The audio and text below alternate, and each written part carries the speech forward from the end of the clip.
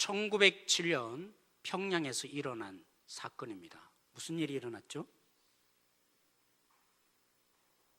평양 대부흥, 그죠? 1907년 평양 대부흥이 일어났는데 대부분의 학자들은 동의합니다. 이 사람의 회개 때문에 발화점이 되어서 평양 대부흥이 일어난 거다. 이 하디라는 선교사, 로버트 하디라는 이 선교사님의 회개 때문에 평양 대부흥이 일어날 수 있었다, 동의를 합니다.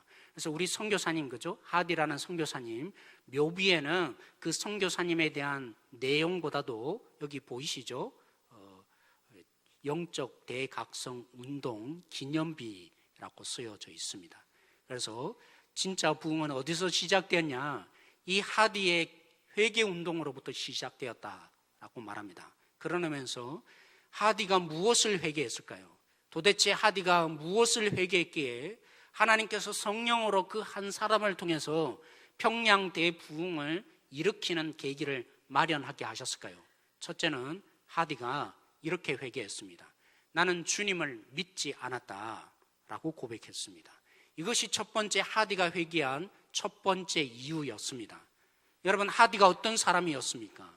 하디는 토론토에서 의학을 공부하고 이 조선 땅, 당시에는 너무나 미개한 이 땅에 헌신한 선교사였습니다. 그런 선교사가 어떻게 주님을 믿지 않았다고 회개했을까요? 그는 예수님을 분명히 잘 논리적으로 아는 자였습니다. 그럼에도 불구하고 그는 이 땅에 와서 복음을 전함에도 불구하고 그의 회개의 시작은 난 주님을 믿지 않았다라는 고백이었습니다. 하디가 어떤 인물인지 아십니까? 그는 강직했습니다. 그리고 선교에 대해서 누구보다도 뛰어났습니다. 그래서 이 한국 땅에 있는 선교사 집회를 3번이나 인도하였던 인물이기도 했습니다. 그런 하디가 어떻게 나는 주님을 믿지 않았다라고 회개를 했을까요? 사실 하디는 예수님을 논리적으로 지식적으로 누구보다도 잘 알고 전파했는지 모르지만 그는 하나님의 능력을 믿은 것이 아니라 누구의 능력을 믿었을까요? 자신의 능력을 의지하고 믿는 자였기 때문입니다. 그래서 성령이 그의 마음속에 깨닫게 한 거죠. 나는 선교사요, 헌신자요, 누구보다도 열정적으로 이 땅에 온 자였는지는 모르지만 그리고 성경을 잘 풀어서 복음을 전한다고 생각했는데 사실은 나는 주님을 믿는 자가 아니었구나. 그 속에 꼬꾸라졌습니다. 그리고는 공개적으로 모든 성도들 앞에서 그가 고백했죠. 이 고백은 조선 땅에 굉장히 충격을 일으켰습니다. 왜요? 유교의 문화 아닙니까? 자기를 잘 포장해서 드러내는 사회, 그게 잘못을 인정할 수 없는 사회, 여기에 하디가 예배 가운데 외쳤던 것입니다. 고백한 것입니다. 나는 여러분 회개합니다. 여러분에게 용서를 구합니다. 나는 진실로 여러분을 사랑하지 않았고 여러분들을 향해서 너무나 미개한 족속으로 여겨서 여러분 때문에 이 땅에 부흥이 없다고 생각했습니다. 그런 이 교만함을 회개합니다 라고 하디가 얘기했습니다. 첫 번째 회개는 뭐였습니까? 하나님을 믿지 않은 거, 자신의 능력을 더 의지하고 산 이 삶, 그래서 예수님을 믿지 않은 삶에 대해서 회개했습니다. 두 번째는 뭐였습니까? 교만했다. 진실로 저 사람 너무나 못난 사람이다. 그러면서 자신의 우월주의, 이 미개한 나라라고 생각했던 분노로 가득 찼던 이 자신의 교만함을 두 번째로 하디가 회개했습니다. 사랑하는 성도 여러분, 이 하디가 회개했던 첫 번째 뭘 회개했다고요? 예수님을 믿지 않았다. 이 말의 의미는 오늘 이 본문에 완전하게 우리 속에 적용할 수 있도록 보여주고 있습니다. 그래서 우리가 주님을 믿는다는 것이 뭔지, 예수님을 믿는다는 것이 뭔지 오늘 이 본문을 통해서 똑똑히 성령께서 조명하여서 우리 각자에게 깨닫게 해주시기를 원합니다. 여러분, 서대만 지난주에 어떤 분들은 동의하지 않을 분들이 있을 것입니다. 숫자적인 부흥만이 부흥이 아니다, 핍박을 받고 죽는 것도 부흥이다 라고 했던 이 말씀에 동의하지 않는 분도 있을 것입니다. 오늘 이 본문을 보십시오. 우리는 읽지 않았지만 오늘 스데반이 죽고 난 뒤에 어떤 일이 발생했습니까? 이제는 대놓고 그죠, 예루살렘을 유대인들이 핍박하기 시작했습니다. 이 핍박을 때문에 성도들이 피해서 다른 곳으로 그죠, 이동한 거죠. 그 중에 한 사람이 누구였냐면 예루살렘의 구제 사역을 감당했던 7 집사 중에 하나였던 빌립도 사마리아 지역으로 갔습니다. 예전에는 사마리아 지역에 복음을 전할 생각조차 없었습니다. 분명히 하나님은 너희가 성령이 임하시면, 오순절에 성령이 임했잖아요. 그러면 뭐 한다고요? 예루살렘만이 아니라 사마리아와 유대와 사마리아와 땅끝까지로 나의 증인이 된다고 했는데, 이들은 어디에 있었던 것입니까? 예루살렘에 머물고만 있었고 이 사마리아 지역에 복음을 전할 생각 꿈에도 없었습니다. 그런데 뭐 때문에요? 핍박 때문에. 그래서 도망치던 사람들이, 그들이 뭘 했습니까? 예수님을 전하기 시작했습니다. 그것도 이 사마리아 지역에 와서 빌립이 복음을 전했는데 많은 사람들이 예수님을 믿게 된 거죠. 그 중에 한 사람, 시몬이라는 사람이 있습니다. 오늘 얘기하려는 이 시몬, 베드로란 말이 아니라 마술장인 시몬도 원래는 그죠? 귀신의 능력으로 능력을 행하니까 사람들이 그를 따르고 존경했습니다. 그런 그가 예수님의 능력 앞에 무릎을 꿇고, 그래서 이제는 예수님을 믿기로 결정하고 세례까지 받으며 오늘 이 본문의 앞부분에 빌립을 전심으로 따랐다라고 얘기합니다. 사랑하는 성도 여러분, 시몬의 이 전심 진짜 전심일까요? 하나님의 말씀하신 대로 진짜였을까요? 그 다음에 일어난 사건 속에 오늘 하디가 고백했던, 나는 예수님을 전할 수는 있었지만 예수님을 믿는 자가 아니라 내 능력을 믿고 내 자신을 의지하는 자다, 그러므로 난 예수님을 믿는 자가 아니었다 라는 고백이 동일하게 오늘 이 시몬에게도 나타납니다. 왜요? 오늘 이 시몬이 보았습니다.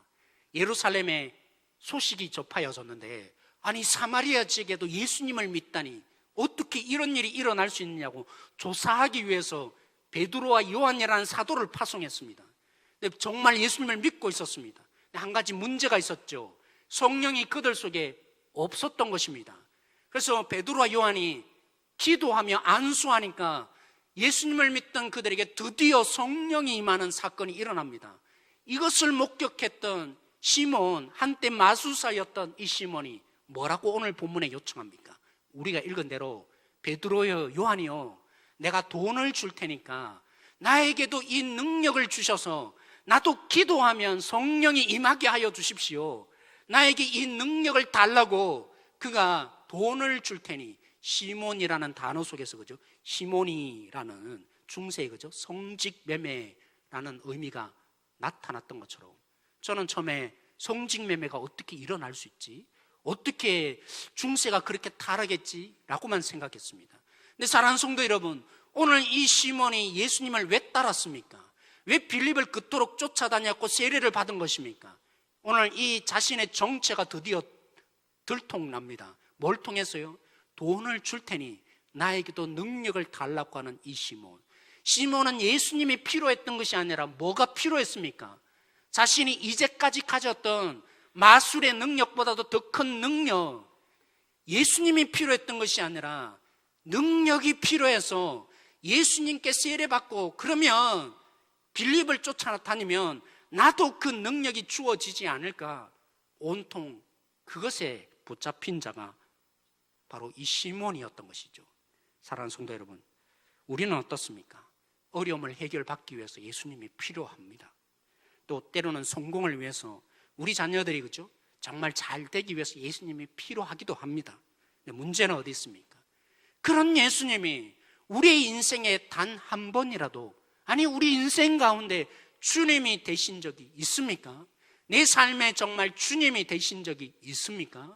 제가 왜 이 말씀을 드리냐면, 제가 다르지 않았기 때문입니다. 저는 제 아내랑 결혼했지만 제 아내가 좋아서 결혼을 했습니다. 근데 곰곰이 생각해 보니까 어떤 분들은 거죠, 어릴 때부터 몇 가지 기도 제목을 적어놓고, 하나님 정말 배우자는 어떤 인물이어야 할까요? 일일이 기도했다는 분들이 있습니다. 근데 저는 제 아내를 놓고 기도해 본 적이 없습니다. 결혼을 놓고 기도해 본 적이 없습니다. 마찬가지죠. 더 한 거죠.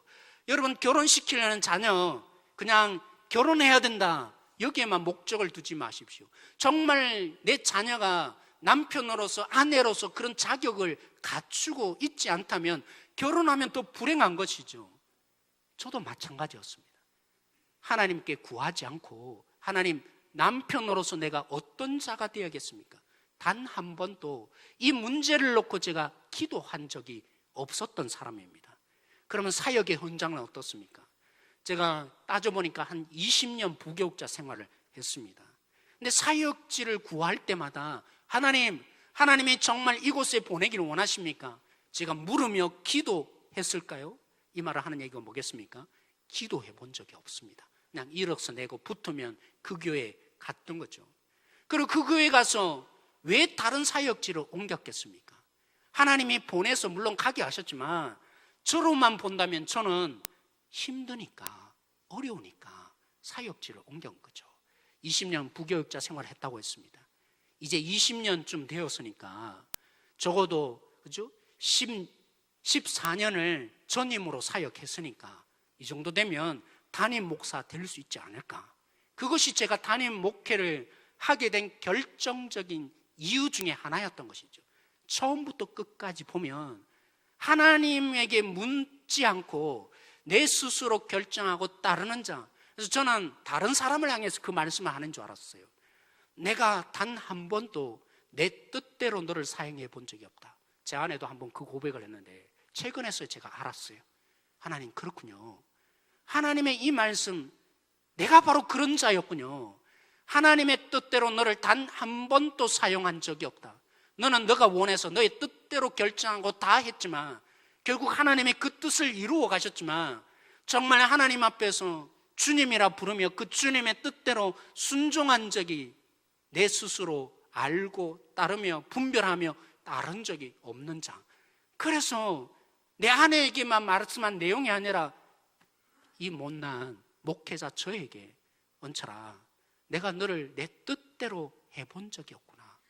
이 말씀이 저를 쳐야 될 메시지였던 것입니다. 이 말씀을 준비하면서 여러분, 남자가 그죠? 말을 들어야 될 세 가지가 있다고 하잖아요. 누구의 말을 들어야 합니까? 첫째는 엄마의 말, 둘째는요 아내의 말, 세 번째는 내비게이션의 말을 들어야 하는데 제가 아내의 말을 잘 안 듣습니다. 이렇게 말하고도. 근데 설교를 준비하면서 왜 사람들이 아내의 말을 들어야 한다고 할까? 드디어 히읗자로 시작하는 세 가지를 깨달았습니다. 남자는 비현실적일 때가 참 많습니다. 근데 여자는요 굉장히 현실적입니다. 아, 그렇구나. 현실적인, 누구보다도 현실적인 사람이 여자이구나. 제 아내는 남자입니까? 여자입니까? 여자이죠. 뿐만 아니라 히읗자 다른 건 뭘까요? 제 아내는 뭐 쇼핑을 하거나 물건을 사러 갈 때 자기를 위한 옷을 산 적이 거의 없습니다. 사더라도 너무나 싼 거. 그런데 오로지 그죠? 시연이와 저만을 생각해서 좋은 물건은 항상 그렇게 희생하며 헌신하더라고요. 아, 그렇구나. 여자들은, 아내들은 오로지 남편을 위해서 희생하고 헌신하는 존재. 그래서 세상 사람들이 경험 속에서 얘기하는구나. 남자들이여 아내의 말을 경청하여. 이렇게 말하지만 저도 잘 들을지는 모르겠습니다. 이거였구나. 제가 깨닫게 된 것이죠. 그런데 사랑하는 성도 여러분, 왜 우리가 예수님을 주님으로 부르며 따라야 하는 것입니까? 예수님을 주님으로 부르는 그 주님이 도대체 누구이길래 그런 것입니까? 현실적이고 희생적이고 헌신적인 아내의 말을 듣는 것도 유익이 된다고 했는데 우리가 말 들어야 될, 듣고 따라야 될 예수님이 도대체 어떤 분이십니까? 성경에서 종종 우리를 양으로 비유합니다. 왜 양으로 비유하겠습니까?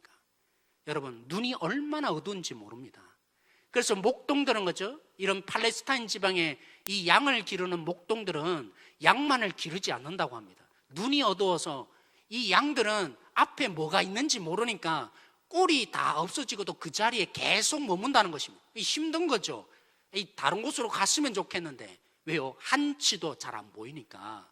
근데 여기에 뭘 심겨 놓느냐면 염소를 심겨 놓는다는 겁니다. 여러분, 그래서 비유 아시죠? 나중에 마지막 종말에 양과 염소로 나눈다는 얘기, 바로 이 문화 속에 얘기한 것입니다. 처음부터 양과 염소를 함께 기르죠. 왜요? 염소는 눈이 너무나 잘 보이니까 조금만 달라져도 다른 곳으로 이동하는데 양은 뭐가 좋은지 꼴을 먹어야 되는데 눈이 어두우니까 가지도 못하는 그런 존재, 양이라는 것이죠. 그런 양이다 보니까 이사야서에 말한 것처럼 각기 뭐라고요? 제 길로 가더라. 뭐가 옳은지 뭐가 좋은 것인지 모르고 자기 좋은 대로 자기 편한 대로만 사는데 그 길로 가면 죽음인 줄 모르는 존재, 그게 양인 것이죠. 그런 우리만 봐도 우리가 예수님의 음성을 듣고 따라가야 하는데 그 예수님이 왜 주님이셔야 합니까? 왜 우리의 인생 가운데 그 목소리에 순종해야 합니까? 예수님의 그저 요한복음에서 말씀하시잖아요. 나는 너희들의 선한 목자라. 양은 내 음성을 알아듣고 나도 너희를 아는 거라고. 그래서 부르면 따라오는 것이 양이라고. 근데 예수님이 목자로서 우리를 어떻게 이끄시는데요? 사꾼은 그렇죠. 조금 힘들고 어려우면 도망치고 양을 버려치고 내팽개치는 것이 사꾼이지만 나는 그런 사꾼 아니라고. 내 목숨을 너희들을 위해서 내어놓으리라 한 것처럼 그 다음에 어떤 일이 발생했습니까? 십자가의 죽음으로, 여전히 인정하지 않는 그들을 위해서 십자가의 죽음으로 우리를 구원하시는 선한 목자이지 않았습니까? 도둑들은 빼앗아가고 훔쳐가는 것이 특기인데 나는 너희들을 위해서 어쩔 수 없이 목숨을 내놓는 자가 아니라 내 스스로 내어놓을 수도 있고 거둘 수도 있는 능력이 있는 나로서 너희들을 위해서 목숨을 내놓는 선한 목자가 나니라. 그러니까 우리가 더더욱 누구의 목소리가 들려줘야 합니까? 그 예수님이 이 말씀을 하시잖아요. 요한복음 10장 10절 말씀 우리 같이 한번 읽어보기를 원합니다. 같이 읽겠습니다. 시작. 도둑이 오는 것은 도둑질하고 죽이고 멸망시키려는 것뿐이요 내가 온 것은 양으로 생명을 얻게 하고 더 풍성히 얻게 하려는 것이라. 양이다 보니까 뭐가 중요한지를 우린 잘 모릅니다. 죽어 있는 자 아무리 좋은 직장이 있고 죽어 있는 자 아무리 인정받은들 뭐 하겠습니까? 죽어 있으면 냄새밖에 나는 거 없어요.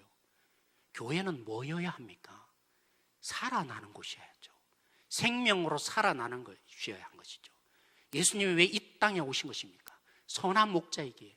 우리는 뭐가 중요한지 몰라서 아직도 이것 위해서 살고 저것 위해서 살다가 이 산이 아닌가 봐요. 또 저 산으로 가는 허무한 인생 살다가 마지막 죽을 때가 되어서 그나마 주님 당신이 필요하네요. 그러면 다행인 거죠. 이게 양의 우리 아닙니까? 이런 우리에겐 제일 중요하고 필요한 게 뭐라고요? 생명이니까 그 하나님의 생명을 이 땅 가운데 오셨는데 조금 주러 온 것이 아니라 풍성히 주시려고 이 땅에 오신 목자이신 선한 목자이신 예수님이라고. 그래서 우리가 그 양으로서 예수님의 목소리 똑똑히 듣는 자가 되어야 되고 따라가는 자가 되어야 된다고. 이것을 로마서 10장 10절에는 9절에는 뭐라고 말합니까? 예수님을 믿는 자가 누구라고요? 어떤 자가 구원함을 입는 거라고요? 여러분 초대교회에 예수님을 믿는 자를 생각해 보십시오. 그들이 구출자 예수님 정도를 믿었을까요? 그들이 내 문제 해결해 주는 정도의 예수님 믿었을까요? 지금 억울하고 힘든데 그 문제에서 탈출해 줄 예수님 정도 믿었을까요? 아니요. 오히려 예수님 믿다가 사자굴에 던져지기도 하고 예수님 믿다가 그들이 불에 화형되기도 하는데 그들이 왜 예수님을 믿는 것입니까? 예수님을 믿는다는 의미, 참된 목자이신 예수님이 선한 목자로 우리를 이끌어 가시는데 생명을 주실 것이다. 그렇게 안다는 의미가 뭡니까? 그래서 오늘 로마서 10장 9절 이렇게 말하죠. 내가 여러분의 이름을 넣으십시오. 만일 여러분의 이름을 넣으십시오. 입으로 예수를 뭐라고요? 주로 시인하는 자. 그걸 다르게 또 표현한 거죠. 혹시 모를까봐. 그렇죠? 예수님이 구출자이고 문제 해결자인 그 정도로 예수님은 머물기 원하지 않습니다. 그래봐야 죽음에서 탈출할 수 없게 문제 해결되면 또 문제가 일어나는 인생, 그 헛방인 인생 살게 하지 않으려고. 예수님이 누구셔야 합니까? 주님이셔야 합니다. 오늘 시몬처럼 내 능력을 주는 정도. 그래서 오늘 시몬이 아주 무서운 얘기를 듣습니다. 너는 은을 구했기 때문에 그 은으로 망하리라. 그런 인생 되고 싶지 않기에 예수님이 우리의 주님이 되셔야 하는 것입니다. 예수님은 그렇게 원하지 않기에, 은으로 망하는 인생 우리 속에 주시고 싶지 않기에, 우리 속에 생명을 주고 또 풍성한 생명을 주시고자 우리 주님이 되셔야 하는 것입니다. 사랑하는 성도 여러분, 오늘 우리 가운데 질문이 일어나기를 원합니다. 어떨 때 예수님을 찾으셨습니까? 어떤 예수님이십니까? 그 예수님이, 내가 믿는 예수님이 오늘 하디가 고백한 것처럼 하나님을 진짜 믿는 자입니까? 아니면 내 능력을 더 의지하고 믿는 자로 있는 것입니까? 누가 구원함을 받는다고요? 우리가, 이 한국교회가 큰일 났습니다. 예수님 믿으면 구원함을 받는다. 이 속에 구출자 예수님 정도로 전했고 성공자 예수님 정도로 전해서 예수님은 그렇게 말씀하지 않으셨는데, 오늘 로마서의 바울이 그 예수님을 그렇게 전하지 않았는데 왜 핍박을 당하던 그들이 예수님을 믿는데도 불구하고 죽음을 두려워하지 않았습니까? 진짜 생명은 그것이 아님을, 하나님의 그 놀라운 역사의 현장 속에서 하나님이 어떻게 역사하는지, 내 능력으로는 할 수 없는 하나님의 이 놀라운 영광과 역사를 똑똑히 믿고 살아갔기에 예수님 구출자 정도 안 믿습니다. 내 삶의 주인 되어 주십시오. 나를 완전히 장악하셔서 나는 주님의 음성만 따라가는 자, 양이 되겠습니다. 그래서 구원함을 입었던 것이죠. 오늘 우리 교회 성도들이 그렇기를 원합니다. 회개하여 지기를 원합니다. 구출자 정도로, 내 능력 하나 해결해 줄 필요자 정도가 아니에요. 그러한 믿음에 오늘 하나님이 질문하셔서, 정말 주님, 내 삶에 단 한 번도 주님 필요하다고 할 때 없었는데 이제 묻는 자로 살겠습니다. 내 주인이 되어 주십시오. 그렇죠? 지난주에도 말씀드린 것처럼 내가 할 수 있는 능력은 내 할 수 있는 최대한 정도로 끝날 것입니다. 하나님이 내 주인이 되셔서 하나님이 지배하시면 하나님의 능력, 생명의 능력이 흘러가게 될 것입니다. 어느 능력을 붙잡을 것입니까? 내 능력을 붙잡고 살 것입니까? 아니면 세상이 할 수 없는 생명의 능력, 하나님의 능력을 붙잡는 예수님이 주인 된 삶, 예수님께 장악당하는 삶을 살 것입니까? 사랑하는 성도 여러분, 하디가 두 번째 회개한 것이 무엇이었습니까?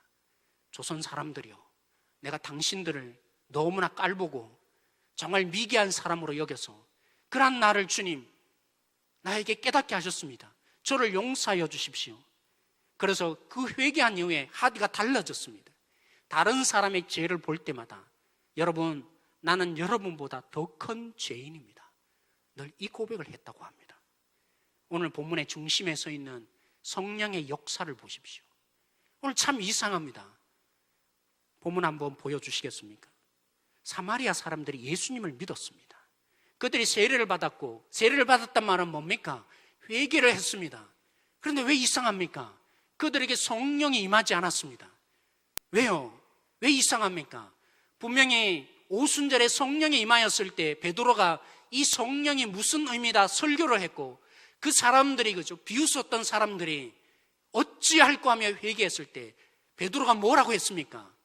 너희들이 회개하여서 세례를 받고 주님을 믿으면 뭐 한다고요? 그 결과로 성령이 너희들에게 선물로 주시리라.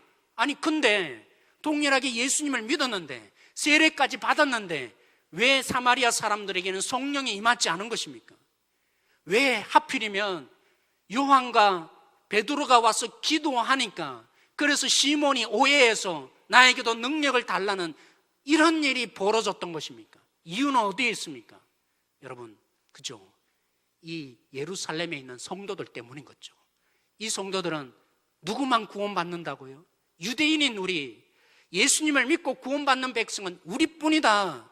사마리아 사람들, 저 세상 사람들 구원 못 받는다. 여전히 하나님이 우리를 선택했기 때문에 이제 방법이 바뀌었는데 우리만 구원함을 받는다. 하나님이 사마리아 지역에 가도록 결국에는 핍박을 주어서 그들을 흩으셔서 이 사실을 보여주었는데도 불구하고 예루살렘에 있는 성도들은 뭐라고 여깁니까? 여전히 나만 구원받는다, 유대인인 나만 구원받는다. 여기에 머물러 있는 교만, 하디의 교만과 똑같았던 것이죠. 그래서 베드로와 요한을 보내서 세례를 그들에게 베푼 것이 아니라 기도하는 가운데 성령이 임하게 하심으로 그들이 인정하는 사도들을 통해서 성령을 보게 하심으로 어쩔 수 없이 성령이 기다리심으로 이 일이 일어나게 한 거죠. 누구 때문에요? 예루살렘에 있는 성도들 때문에. 자신들만 구원받고 우리는 괜찮다, 저들은 절대로 구원받을 수 없다고 여겼던 이 교만함 때문에 성령의 역사가 멈춰진 거죠. 오늘 이 본문을 통해서 하디의 교만이 회개되었다는 것이 무엇인지 우리의 삶에 적용되어지기를 원합니다. 힘들게 하는 저 사람만 없으면 우리 교회 괜찮을 텐데 그 교만함이 회개되어야 합니다. 정반대도 마찬가지입니다. 제가 흉내를 못 내는데, 그죠? 옛날에 야구 감독 중에 이런 분이 있었어요. 선동열도 없고 이종범도 없고 뭐죠? 이런 분이 있었다고, 그죠? 그런 것처럼 이 사람 없어서 우리 교회 안 되겠다는 그 교만함이 회개되어야 합니다. 교회는 하나님의 역사로 일어나는 곳입니다. 하나님의 역사로 부흥이 일어나는데 마치 교회를 단체처럼 취급해서 사람에 의해서 부흥된다고 생각했던 이 교만함이 회개되어야 합니다. 데이비드 폴만이라는 사역자가 2008년 8월 23일에 꿈에 그리던 두바이에 드디어 선교사로 떠나게 되었습니다. 가족 모두는 예수님을 전하여서 세상을 바꿀 그 각오가 그들에게는 되어 있었습니다. 하지만 한 달 만에 그들의 꿈과 비전이 한꺼번에 다 무너졌습니다. 쇼핑몰에 주차하던 중에 양쪽 어깨에 깊은 통증을 느꼈다고 합니다. 얼마 지나지 않아서 글도 쓸 수 없었고 아내의 운전하는 아내의 문조차 열어줄 수 없는, 혼자서는 옷도 입을 수 없는, 오른쪽 팔을 전혀 쓰지 못하는 그런 장애를 겪게 되었습니다. 절망이 얼마나 찾아왔는지, 하나님, 나 이러려고 여기 보냈습니까? 내가 헌신했는데 왜 이렇게 하십니까? 이게 도대체 뭡니까? 결국에는 우울증에 걸려서 차라리 죽었으면 좋겠다, 마지막 선택까지 생각할 그 정도의 절박함을 느꼈다고 합니다. 그 후에 10년이 훌쩍 지났습니다. 여전히 바뀐 거 아무것도 없습니다. 4번의 수술과 각종 약제와 재활치료를 했지만 몸이 나아진 게 전혀 없었습니다. 데이비드 풀만이 어떤 사람이라고요? 오른팔을 쓰지 못하는 존재, 나 죽었으면 좋겠다, 인생을 포기한 사람. 근데 하나님이 그를 그 지역 속에 교회를 개척하게 하셨습니다. 그럼에도 불구하고 그를 들어서 하나님이 사용하셨습니다. 자신들의 교회를 재정적으로 돕는 신실한 협력교회를 주셨고, 복음을 위해서 내 모든 목숨 아깝지 않다는 그런 성도를 하나님이 주셨습니다. 그리고 필리핀이나 아니면 레바논 같은 두바이에서는 너무나 멀리 떨어진 그 지역에 교회를 개척하려는 이 마음과 운동을 일으켜서 교회 개척에 대한 선두주자로 그를 세워주셨습니다. 이런 모든 과정을 통해서 그가 깨달은 바가 있다는 것입니다. 10년의 고통과 죽기를 결정했던, 절망에 빠졌던 그런 가운데 하나님의 자신을 왜 이렇게 사용하셨는지 드디어 깨달아서 그가 고백했습니다. 오직 하나님만이 그분의 교회를 세우신다. 오직 하나님만이 그분의 교회를 세우신다. 말씀을 정리합니다. 문제 해결과 능력을 공급받는 구출자 예수님을 넘어서 우리의 주인이 되셔서 주님 뜻대로 주님의 능력이 흘러가는 한 분 한 분이 되어지고 싶지 않습니까? 교회를 세우시는 하나님을 믿으십시다.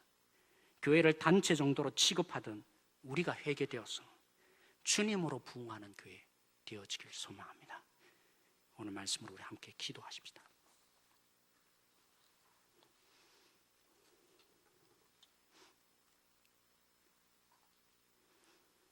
오늘 우리 함께 기도할 때 묻습니다.